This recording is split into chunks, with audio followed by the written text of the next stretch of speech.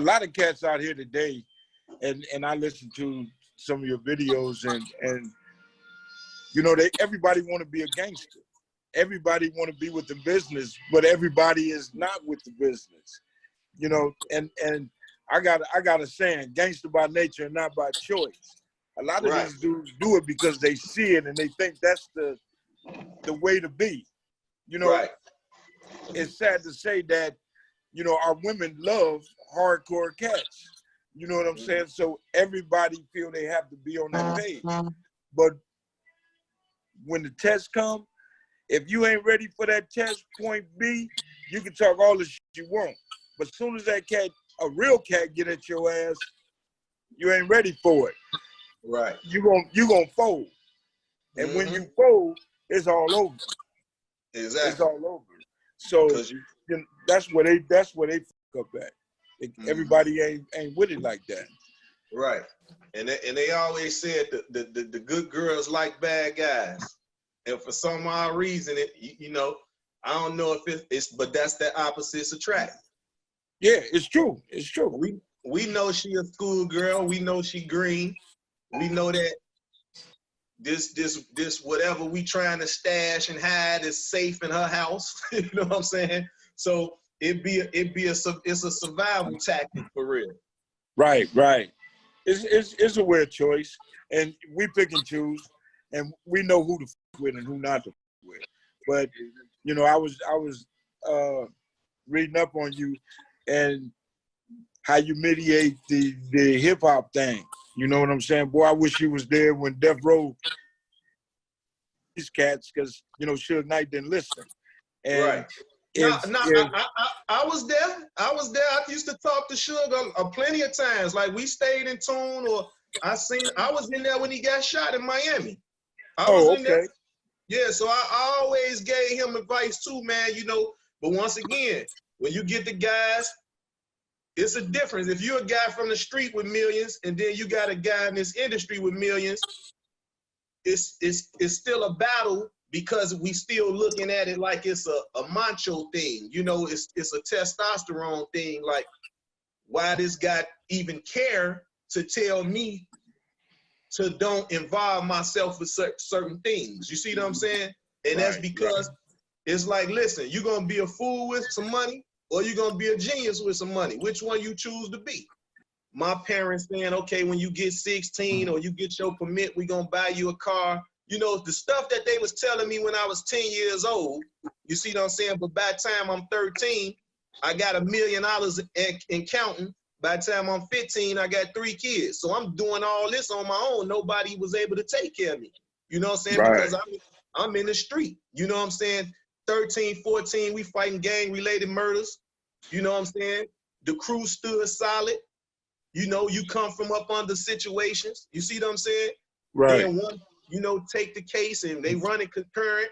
So all I knew is how to stay solid in them situations and know that don't fall back victim to them situations as well. Right. You know, and you know, just that whole life of how reckless we was. Like, I just reflect on a lot of things. Like, we'll catch a guys and they got their mother with them going into the grocery store, but because he got his hat to the opposite side of what we wear, we whooping his ass in front of his mama, and that's not nothing to be proud of to this day, you know? But it's like, why would you put your mother in harm's way? You see what I'm saying? Going to the store with her with your hat to the left, or you know what I'm saying? Or to the opposite. Why would you do that? So that alone made a lot of disconnect with parents as well, because it's like, listen, you had to come clean with your parents. Like, look, mama, I can't just be going to any store with you. You know what I'm saying? My oppositions is over there. What you mean opposition? So, of course, she grew up in it too. So she know what's going on. You know what I'm saying? So it was like, man, man, the life we really had to live, man, I'm grateful to see another year today, bro. You know what I'm saying? Right. So for right now, we had the same thing, but we had we gave people a pass. You with your mama and your kids, I'm not gonna shoot you. I mean, I might hurt your kid, you know, and you know, during my gangbanging days, gangbanging was the only thing I focused on. I'm not finna snatch your purse. I'm not finna go do this robbery and do this other bullshit. My purpose was gang banging and inflicting as much pain as I could on anything and anybody that opposed me. You know what I'm saying? So it was a big difference trying to hurt somebody that was with their parents or their kids. And now the difference from us, we had a cold babies on up. That's how reckless we was. We didn't care about nothing. You know what I'm saying? So I just, and like that literally was what we was known for. You know, we was the enforcers of this city. You know what I'm saying? Right. So any calls from the mob or whatever, we had to carry them moves out. So it wasn't no turning yellow. You know, that was a thing we used to say, boy, we better not catch you turning yellow. We gonna leave you there. You know what I'm saying? Which it meant for the light, red, green, and yellow. You know, if you hesitant, we gonna leave you there because we know you ain't about this life. So right. A lot of times you had to witness people that you came up with get left on the scene of a situation because you know what I'm saying? You know, it's always, if you running in a pack, it's always, if it's 10 in that pack, it's 4 of y'all gonna be on the same page. And then it's gonna be 6 that's iffy. So in them situations, once them 4 look at each other and give each other that eye, that 6 might have to stay there. You see what I'm saying? Right. So when you dealing with a lot of stuff like that, bro, for so many years and time, it takes a toll on you. So whenever you're able to, like for me, like, you know, we go to the tattoos. My whole back is a mural. And it's complete, but it ain't complete with loved ones. You know what I'm saying? So at the end of the day, for me, I knew about implying all the pressure and the pain. We never did reciprocate it until later on. So the pain we felt when we lost our one member, you see what I'm saying, allowed me to know that all them other families felt. You see what I'm saying? So this is when your conscience start kicking in. When you become conscious, and you got to think, like in my neighborhood, it's the Nation of Islam. You know what I'm saying? Elijah Muhammad Mosque is in my neighborhood. So, you know what I'm saying? So we had the brothers to look up to as well, you know, and it was like being raised on both sides of the street, the conscious side of things and then the negative side of things. So I knew right from wrong, but I know every time I go outside that door, it is what it is. You know, it wasn't no promise on coming back in here. So it was times where the nation, they had, I don't know what one of our partners had done something, but they kidnapped him. You know what I'm saying? The brothers had kidnapped him and took him in the mosque. You know what I'm saying? And we had to tool up and run in there and get him. You see what I'm saying? So at the end of the day, we running in there with these tools. And just a few years ago, you know, I just really apologized to Minister Farrakhan for my actions. You know what I'm saying? And he acknowledged that and gave me all the love and guidance and coverage that it was because he understood that my pact with my brothers. You see what I'm saying? So, so I ain't gonna lie, bro, like that took a lot of weight off me because, you know what I'm saying, he's definitely a martyr in my eyes, you know what I'm saying? So for him to always embrace me and me coming up with his children and grandchildren and stuff like that and sending buses to my projects, you know what I'm saying? It was like every Sunday he'd send buses to my projects because the nation would throw parties, you know what I'm saying? And if you come to the mosque to hear the lecture, when the next Friday or Saturday when a party, you get a ticket so you get in free. So what was happening, I was in the projects on the west side of Chicago in the village, but the buses would bring us to the east side of Chicago on Stony Island, which was my neighborhood. So that basically was like a ride for me from one side of the town to the next, because now I can go to school the next morning. You see what I'm saying? It's grammar school time. But that gave us the preteens, that gave something for the preteens to do which is why so much crime is going on now. The preteens don't have nothing to do. They families don't have no money. They can't, the YMCAs is no longer, you know what I'm saying, or the prices was too high for a YMCA. So what you think the kids gonna do? They're gonna roam the streets. Right. We actually went through the same, but in a different manner. Just listening to him, you know, I had the run-ins with the months we had in Compton. You know, we went to them up and you know, they get us from the park, tell us to come listen and listen to the word, and we go in there and we listen. And I'm gangbanging, I'm affiliated, I'm with it. So we get up and we hop in our cars and go up there. And it was a question I wanted to ask because they was talking about the blue-eyed devil. Well, if you're preaching this, how is you preaching about the blue-eyed devil and yada, yada? We biased to color, race, or whatever. And he told me to be quiet. We answer questions at the end or whatever. You can't ask that. You just listen to the word. And I was like, you know, this shit, let me get up and go. So my whole crew got up and left with me. So they came out and said it was like a sign of disrespect. I turned around, bounced, gave up the you sign, and just we left.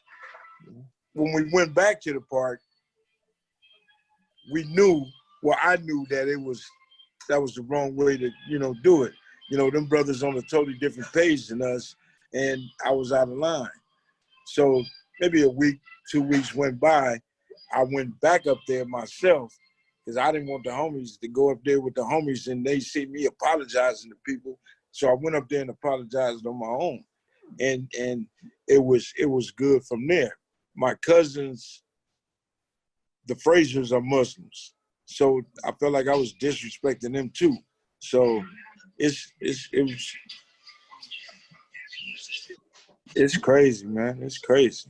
Hey, JoJo, I wanted to ask you, I know that you talked about it because, you know, out west, we had what you would call sets back in the shy, you know, called mob, you know, the mob. And you was talking about brothers wearing their hats a certain way. Could you touch on some of the rules, some of the do's and don'ts when you rolling through Chicago? Well, you know, well, each area, each side basically had a strong force, whether it was GDs, Vice Lords, Black Peace Stones. So when you think of the South Side, that was basically predominantly Black Peace Stones and Gangster Disciples, Black Disciples. You know what I'm saying? The West Side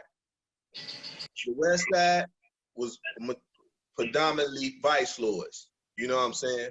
Because they had a few different branches of Vice Lords, and you had the Black Gangsters. So what you wind up having in the beginning was Black Gangster Disciples. You know what I'm saying? Under the 6-point star. And then you had the Black Peace Stones under the 5-point star, and you had Vice Lords under the 5-point star with a cane and a hat. You know, different branches in a bunny. You know what I'm saying? The bunny rabbit was one of the, basically what you would say a logo. You know what I'm saying? Mm-hmm. So even though we had colors as well, blue and black, they was red and black. You know what I'm saying? But we didn't solidify ourselves just off the color. You know what I'm saying? How they would do in LA. You know, you were red or you was blue. So for us, we had the Latin Kings. So when you see that gold and black, you seen the gold and black, you know you had the Latin Kings. So anywhere where we would go, it'll be a variety of every mob. You know what I'm saying? So it gets to the point where you know it was gonna be some beef and some problems. So you either stay in your neighborhood or where y'all predominantly at, because you don't want to put nobody in harm's way. You know what I'm saying? But you always got the Billy badasses like us that would go to the opposition parties. That was the crazy shit we would do. We was like a death wish. You know what I'm saying?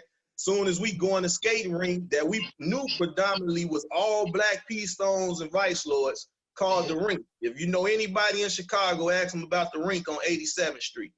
That was like walking. That was like a Crip walking in the jungle. That was like a Crip walking and Ma Pyru. You see what I'm saying? Which of course everybody was amongst each other, but I'm saying in one of their party, if James having a party, you know it's gonna be all Ma Pyru in the party. You see what I'm saying? But Right. we would be the dudes from Corner Pocket or something, and we gonna come in James' party. That's how we was. You know what I'm saying?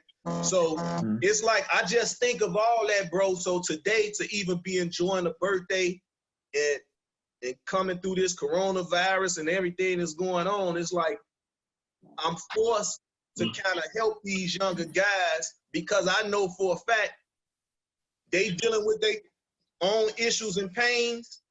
But I don't want them to be just like me. I want them to be better than me. And that's what I want them to understand. It's like, I'm not having no macho man conversation with them. When they telling me they shot something over there, I'm telling them like, man, that should be your last time shooting, man. And they looking at me like, you who we want to be. Like, what you mean? So what I do is say, what I say is if I'm one of the ones who you would want to be like me from right now. Right. Be like me from the last 10 years. Be like me. So what you been seeing me doing? Oh, man, you traveling the world. I ain't got no money to do that. You know why you don't got the money to do that? Because you shooting. You using your money on bullets and guns. I'm using mine on airplane tickets. You see what I'm saying? Right, So it's not that you can't do it. It's what you choosing to do. So I come through to a lot of guys, you know what I'm saying? And then you just, once again, that testosterone, bro, you're going to always have some that want to buck against the system. They want to buck against the system. Let me ask you this. Do you think that your lifestyle in your previous days coming up as a youngster and they growing up and seeing how you get down, it plays a part in what they want to be, like you're saying. Now, these cats don't see another way. These youngsters don't see another way. They want to be like the big homie, how the big homie did his thing. And you know, what do you tell them? You know, I got 5, 10, I got so many nephews. The only thing I can say, you can never be us. You know what I'm saying? I guess I'm answering the question with a question, but I mean, what do you tell them? You know, you basically tell them from your experience. You know what I'm saying? Do you want to be, do you want to be like one of our cousins that we lost? Do you want to be like my brother, that's doing 26 years, that's doing 50 years, that's doing life? You want to be like any one of your other 3 uncles that you see calling every 5 minutes, wanting us to put money on their books and come visit them and send them letters, and they ain't getting no sex from no woman? That's what you want to do? Because what you're doing now is what got them in that situation. So you just give them the examples of what they're doing, and you know somebody that's in a situation from those actions. You see what I'm saying? Do you give up on them because they don't listen? They don't want to hear that. No, so I never give up. But like I tell them, I never give up. But like I tell them, don't break my heart. You know, if you know I was a heartless dude, and I'm telling you don't break my heart, you know I mean it. It's sincere. You see what I'm saying? Right. So I would take their phone calls. A lot of times I would come to if they doing music, the video shoots. But if y'all are in war with somebody, it's a fool of me to come post up on the block with y'all in this wartime. You see what I'm saying? Unless I'm involved myself in that war with y'all. Right. So my thing is, listen, because a lot of them don't know this, James. Like, y'all shooting at each other, but what you didn't know, your great-grandmother and his great-grandmama is sisters. Right. So now so y'all done killed this kid over here, but you didn't know. But on your father's side, that's your first cousin. Right. So now how do you feel? You can't love your cousin on your mama's side more than you do on your daddy's side. You see what I'm saying? Which some do. We all have done that, played to favoritism. Right. Which what hurts us in our culture, even starting back from the beginning of time. Once separatism got introduced to our culture, everything been downhill ever since. I try to look forward, and now my whole thing is wanting to give back and want to try to figure out a way to stop the shit that I did. And I felt, with all the nephews trying to be gangbangers, I tell my nephews, we didn't grow up with red hair and wearing a pair of pants with a bunch of zippers on them. This is not gang banging. Gang banging is being active, doing what gang bangers do. You can't be a college student and then gang bang. It's either or. You know what I'm saying? When I grew up, it was a job. This is my job right here, being on the block posted with a pistol on my side. My job was to go out there and do what I do, and every day was a war for me. And I had to understand, you can't be a half-ass gang member. But let me tell you how, when they start commercializing gangbanging, right? When they start letting guys do Pepsi commercials and they crip walking and shit in the Pepsi commercials, we over here, we mad as a motherfucker, because it's like, y'all playing with this shit. You see what I'm saying? Like, this ain't no joke. Like, we lost people. This our culture. You know what I'm saying? And you're not gonna make no mockery out of it, which in some eyes will say, hey man, they opening up the gate to give y'all something different to do. But at the time when we first saw it, it was like, damn. So it was a lot of phone calls from the Chi to LA to our relatives and saying, man, how y'all letting this shit go down like that? Or all of a sudden a rapper want to get on and say he banging because where he from, he don't got no rivals. So how you banging? Right. That's being you in this for protection. You see what I'm saying? So if I'm coming from Chicago and then I come to LA and now I want to be super GD, but if I'm in LA and don't run into no Vice Lords or no Blackstones, you see what I'm saying? I'm just skating. I'm just, you feel me? Right. So now it's like, that's not fair to the culture. You know what I'm saying? Up banging. You feel me? So well, for us, we play a big part of that though, because we allow and we accept a lot of shit that's being put out here today. We accept the advertisement of what we are. We not paying attention that a lot of us lost our lives behind this bullshit.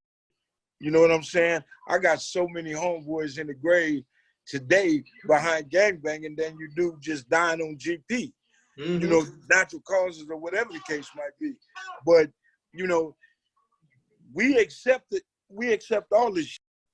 We accept it. So, like I say, then I wouldn't say we to blame. Now I say partial blame. The majority of the blame is on us because we not trying to rectify nothing that was really going on, that's going on today, especially with the rappers that's coming in and claiming a set. And we allow them to come in and rep the neighborhood because of money. It's a total different thing growing up in a situation than coming into a situation. You know what I'm saying? And just saying this is you. And especially if you're an athlete or entertainer. The guys when you don't have to be. Right. You don't have to get down like that. The guys in the street would love to trade places. You see what I'm saying? Me it's too. Like, you mean to tell me I can get on stage for 45 minutes to an hour and I get paid $50,000, $60,000, $15,000, or I'm gonna stand over here in this neighborhood and try to make $15,000 a month, you know what I'm saying, hustling in the alley, which I can probably get shot, robbed, or go to jail. So that be the thing that a lot of guys in them situations get upset about, but because it's like, man, why you trying to deter us from trying to be where you came from? You see what I'm saying? Right. And it's like, bro, because it was by choice. It was in me. It wasn't on me. You know what I'm saying? That's what was going on. You know what I'm saying? Even though it was a choice for all of us back then. But once again, you tired of going to school, walking through 3 different gangs. You see what I'm saying? and each one of them 10, 15 deep trying to jump on you. So in my case, if you didn't come from a big family, you know what I'm saying, and y'all going to school deep, 9 brothers and sisters, then you was cool. You see what I'm saying? Because it kind of was a matchmaker, and the fight was going to be a little more intense because you know you can't go back home and tell mama you ran. You see what I'm saying? So when you come in here, so that's where a lot of my rep came from. When I always say I bullied the bully, you know what I'm saying? When my mama they moving to all these different projects, I want to know who the bully was. I'm gonna go straight to him and let him know this ain't that, homie. You know what I'm saying? So we gonna bite, we fight, we gonna shoot it out however we had to do it, but you're not gonna violate me in no kind of way. You know what I'm saying? So that's how I came up. You know, I don't know how everybody else's story different. Like I say, I ain't into the gang banging wrestling match and who the toughest gangster. Because, you know what I'm saying? Of course, a lot of them say the toughest gangsters is dead in jail for life. You know what I'm saying? So at the end of the day, I'm cool with being a preventer. I love to be a preventer. I want to prevent it all. You want to argue? I have no problem. And it made you money. I mean, that was the shocking part to me because, once again, if I know what I know now, I'd have been doing that a long time ago, especially dealing and being around Suge, bringing him to the hood. I would have implemented all kind of shit. I would have been a little more forceful on getting my money if I was thinking like that. I wasn't thinking like that. I know you. I'm gonna fuck with you. You done sold me this dream that we all gonna have it. Let's rock and roll. And I went with that. Because had you known, you know what I'm saying? Had you known, it could have been like a Harry O situation. You see what I'm saying? I'm gonna have this. I got this young brother, Suge, got a record company. He needs some consulting. You know what I'm saying? Because you the OG to him, James. Yeah. So, you know what I'm saying? So he looking for your guidance. But a lot of times what happens when them guys get the money, and if you don't have the same type of money as them, they feel like they don't got to listen to you. And that's what's going on today. If you ain't having no money or getting no money, it's like, what I'm listening to you for. So you got to listen to these raps. And they ignorant to a lot of things. That's why they keep bumping their head. You know what I'm saying?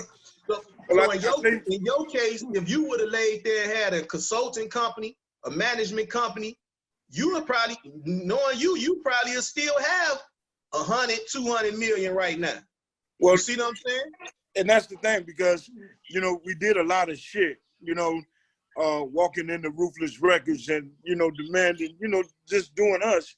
Which, you know, if you got a check, then I think we should have been compensated for that situation, for the next situation.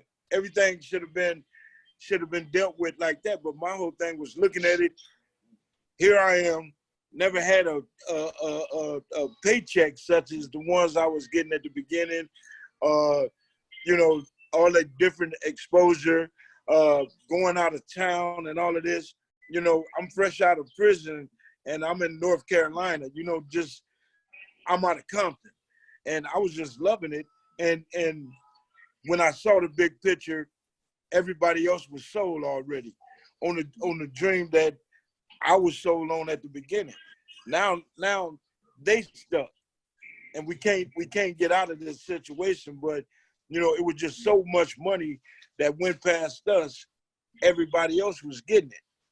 So the way you did it was like, man, I mean, I'm getting paid off of being smart and fixing situations and making sure motherfuckers get what they get, getting that jewelry back, the whole nine. Like you said, if that chain costs $50,000, let me get 10% of that for getting it back to you.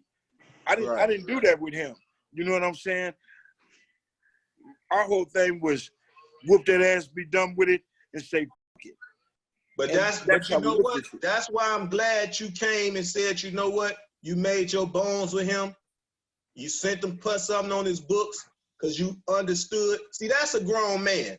Like when I watched that when you was like, you sent him something on his books. You told him thank you for the opportunity because that in reality, it wasn't his fault that James didn't have his security company, his consulting company, his management company. It wasn't his fault. I put you right in the loop. You in the loop with me. You my OG. You my big homie. So if you would have had a club and said, hey, bring all the death row artists through the club, you see what I'm saying? So it's just like, but like you said, you was an enforcer. So by you being an enforcer, all you thought was enforcing. Yeah. So it's a lot of brothers that get caught up in that. You know what I'm saying? We all got caught up in just being an enforcer, but I always knew I wanted to multitask. You know what I'm saying? Because I knew that at any given day, this gonna run out over here. Being this enforcer gonna run out. Right. You know? What you did. It was a little difference from us, for me, because here we are going at it with the police department. You feel me? Like our situations was different. It wasn't too much of like dudes in the street knew how he was rocking. You know what I'm saying? But we worrying about if we saying it's a peace treaty or we gonna deal with our own members, then the police will put on masks, a hood, or a different color hat and come through the neighborhood and be the one shooting until we was finding that out. Right. So right. this been going on since J. Edgar Hoover. You know what I'm saying? You got to think. Same with us. Look at the guys before us. You know what I'm saying? You had the Black Panthers, and then you had Jeff Fort. You had Fred Hampton. You got to think Fred Hampton was 21 years old when they assassinated him. You got to think Jeff Fort was 19 years old and made the United States government give him $1 million. Right. So people got to realize we was on a whole different ball game. I come from a whole different cloth. My cloth, they don't make it no more. Right. You know what I'm saying? Like anybody that I'm gonna say I'm looking up to is Larry Hoover and Jeff Fort. We see where they at. Larry got more life sentences than a Unabomber. You see what I'm saying? Right. But at the end of the day, for him to change it, make it growth and development and make us aware that, look, we are not our enemy, bro. Like that Willie Lynch theory got to get up out of here. We got to get that Willie Lynch theory outside of our culture. You don't think that play a part in our culture today? If they keep us separated, just like you said, and it was the same thing in our neighborhood, when none of the gangs was at war and everything was at peace, no shootings and all that, here you got the police coming in and telling us, oh, your homie got killed, woo, woo, woo, such and such did it. The first thing on our mind is to go retaliate, opposed to getting at the G-cats over there and saying, why did y'all do this? And they gonna tell us right offhand that wasn't us. But the police then came and kept this war going. Mm-hmm. You see what I'm saying? So the William Lynch thing, now that's the same thing we're doing today, divide and conquer amongst each other. This is what we are doing. This is what hurt us today. We divide and conquer. We don't want to see each other come up. If I see you get it, envy and all of this other shit, and here we are killing each other for this bag that I done worked my ass off for. I done sold drugs 5 years straight, ain't got caught. They know I got money at home. It's the homie that's gonna come in and try to rob you. Not a stranger. We beating up and killing ourselves. And to speak on that, right? I had wanted to mention, because like being in the group homes as a kid, you know, they taught us how to make jewelry. So I always express to any young brother or sister that's watching to never set up a brother or set up a sister to get hurt over some jewelry, because it's nothing but wax. Exactly. It's literally a candle, the same candle you burn to give you some light in your house if your electricity is off. That's what it is. It's wax. And then they add the minerals on it. You see what I'm saying? So at the end of the day, it's like you're going to take this person's life for this candle. When you see these guys, and then a lot of these guys is wearing moisturites. They wearing cubic zirconium. So at the end of the day, none of us is gemologists. So you don't even know what you wearing. Right. You see what I'm saying? So at the end of the day, I was able to go to the south of the motherland and see the biggest raw uncut stone in the world. You know what I'm saying? I was able to look through that glass and just be like, damn, you know, at one point in time, the diamond didn't have no value. A lot of people don't know that. The De Beers made a value to a diamond because it was just a lot of stones that they had access to once they was over there. But in reality, how they sold a diamond and put a price on a diamond was through marriage. So a lot of people don't know that. So that's why for me, it's like, I don't need no paperwork and no court to tell me who I need to be with for the rest of my life and all that. Because the ploy was to put a price on the diamond. So if y'all, when y'all get off of this, go to YouTube or Google the De Beers marketing plan. It's like they marketing plan. That's how they marketed the diamond, to put a price on the diamond. And they started it off with the commercial of the proposal with the ring. And that's how they put a price on diamonds, man. Damn. Wow. Ain't that crazy? Well, So see, that's is what real crazy. I didn't know. I mean, that's, you know. that's what I'm saying. So you taking a stone, a gem that was priceless. Keep in mind, you taking a stone that was priceless. Now you putting a price on it to make people kill each other over it. But in reality, it's just a piece of glass. It's a piece of glass, and it's and to mold it is wax. That's hardened, shaped, detailed, but it's not worth your life. Right. But I mean, that's a choice that we make when we do each other. You know what I'm saying? Like when the cocaine hit, you know, some of the homies didn't have it, but when they saw the money that was being made in it, this when we start doing each other. You know what I'm saying? And it's been like that ever since. You know what I'm saying? So, right. I mean, my whole point is we have to find some type of way to get back to the earlier days, how much we respected each other and seen each other in a different value than we do now. We really don't give a fuck about each other today. So we gotta cherish life more. Cherish life. And it shouldn't take us to get old to start seeing. So if we start teaching these youngsters and showing them a different way, like a lot of guys in Chicago, I know they see you done been everywhere, and I saw that. And you know, getting that passport, I went last year at 54, able to see something like way across in another month on the other side of the planet. I went to Australia, and it was like, you know, just listening to how you was explaining it, I went through the same thing, just seeing how other people live. You don't see the obesity and the obese. You don't see none of that. These people, I seen 60, 70-year-old women at 7 in the morning at the beach doing yoga and shit. And you know, in Australia, they got these hills. You just ain't finna walk flat land. And they walking with strollers and ain't out of breath. Here, we are like sick for real. We are out of shape, the whole nine. And just to live that and just go to different places, man, it was like, I wish I could go to places you've been, you know, like seeing, what's his name? Dr. Sebi? Sebi, yeah, Dr. Sebi. Man, I know that was an experience, man. Hey, bro, I ain't gonna lie. Like, that's a whole nother, like, that's like a whirlwind. You know what I'm saying?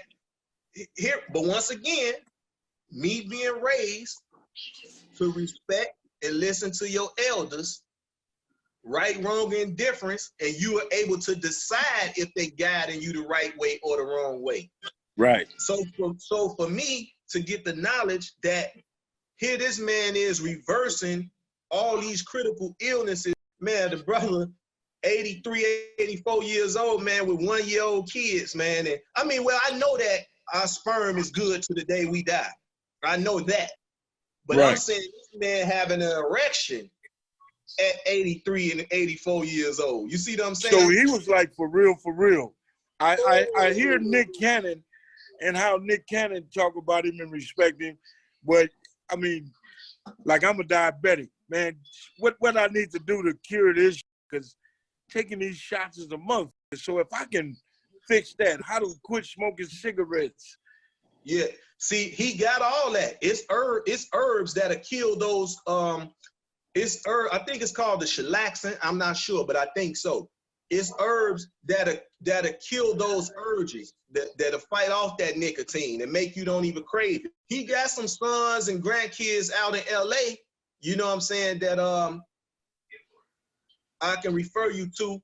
But then another thing, it was like, that was another thing that he was dealing with, trying to get, I think, the family out of Atlanta, or maybe Atlanta and New LA, to stop using his name. So, you know what I'm saying? I was telling Nick that if he needed some help from me, you know what I'm saying, towards the documentary, I would assist him, because the daughter that has the estate now, I could have put him in tune with. Right. So, you know, but once again, bro, it's like, cause I posted the trailer, and the trailer got about 30,000 views on my page. You see what I'm saying? But right. That's because a lot of people know me from being over there in his house. You see what I'm saying? Right. Now, Nick, I hope once again that it's not one of those testosterone situations and feeling like not bringing me in on the situation to something you know that's near and dear to me as well. Exactly. You stayed at his house. Exactly. You see what I'm saying? You had a bond with him for real. Yeah, so you know what I'm saying? So it's like, and then my man Gravy out of Virginia, he was his traveling chef. So when Dr. Sebi used to travel over here and do his lectures, Gravy would go along with him. You know what I'm saying? And make his food, just like he have his niece and his nephew Mike, and the other nephew, he moved to I think he living in Canada right now. But man, it's like he helped his nephew. His nephew had got bit by a snake. Saved the nephew. Like, bro, it's serious, man. It's like everybody want to make something a scoop type situation, and it ain't no scoop. It's when you study the body, you know what works for the body. You know if you eat too much salt, you're gonna have high blood pressure. So you just eliminate the salt out your diet. You know what I'm saying? So for you perfect. You perfect because you have the illnesses that we all suffer from. So you are the testimonial. You feel me? Right. Like I had a brother that I was going over there with. We were supposed to stay for 2 months, but we stayed for 3 weeks. Rest in peace to Jamal, right? So he called me today. He called me today because he was in a penitentiary in Philly, but he from Watts. He from Watts though, but he grew up in Philly, back and forth. So he had got he was Allen Iverson's accountant for like 17 or 13 years. You probably know Maul, light skinned. He used to have long braids. Jamal, they used to be with AI every day. So long story short, because his mama, everybody, they from out in Watts. So he give me a call today and like, bro, I just went and had my last treatment, chemo. They can't do nothing else. They gave me 60 days to live. Bro, I ain't kissed my kids, hugged nobody. I ain't do nothing. I got that up there next day on a flight and told him to meet me in Honduras, man. You know what I'm saying? And I was documenting it. I was documenting his trials. So before he left home, he was bedridden, couldn't get up, in a wheelchair and all that. When we got over there, bro, and they got to work and getting them together, man, that man up, y'all. He walking, he dancing. We playing dominoes, the whole thing, James. And I'm seeing this in front of my eyes. There was another brother, because you know it's a whole village. It's a village with cottages, like, you know what I'm saying? Yeah. So it's people from all over the world that be there. So it was a brother over there that was paralyzed, couldn't walk. So he went to the thermal pool, his wife in the thermal pool with him, and she stepped on his foot. So he holler out, ouch. He like, ouch. So she like, ouch, what you hollering ouch for? He say, you stepping on my feet. bro, she burst out in tears. She couldn't believe it. And he had got shot he had got shot up, you know what I'm saying? Right. But he was able to walk again, man. She cried. So what you think the problem is? People just, I mean, that'll hurt a lot of industries, like for pharmaceuticals. Of if course. people follow. Of course. Why you think stuff like this is going on right now with Corona? Right. It's population control, bro. It's always been population control. Right. You know what I'm saying? For us, with all the people that was killed, that was avoiding the slave trade, because we don't talk about the millions of people that jumped off the boat in the water. You know what I'm saying? Right. So, and then you got people that like the Holocaust and all that. It always was a population controls type situation. Abortion, you know what I'm saying? It's always been a population control plan in effect forever. So, right. And in today's society, everybody's smoking weed and strung out on cigarettes. So who is falling victim the most and who ill? Everybody that has what? Upper respiratory infections. Exactly. Or upper respiratory issues because from smoking. So all the tragedies are basically coming from them, because what it's doing is attacking your lungs. What the tobacco doing? Attacking your lungs. Exactly.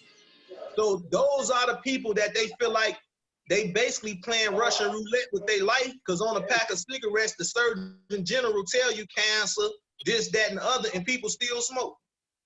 So you I'm think one of them. This what I'm saying. So it's like you think I should care that this virus don't kill you? You already was killing yourself.